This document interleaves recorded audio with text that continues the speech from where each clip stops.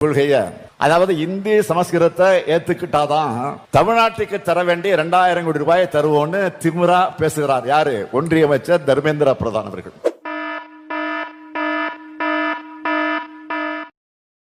அவங்க தேசிய கல்விக் கொள்கை என்ற பேர்ல புகுத்துற கொள்கை என்னன்னு கேட்டீங்கன்னா, தமிழ்நாட்டுடைய கல்வி வளர்ச்சியை மொத்தமா அழிச்சு ஒழிச்சிடணும்.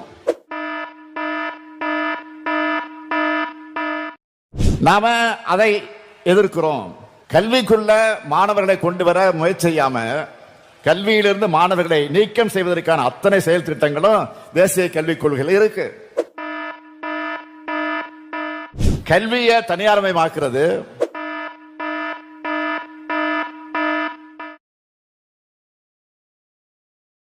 பணக்காரர்களுக்கு மட்டுமே உயர்கல்வியின் நிலையை ஏற்படுத்துறது,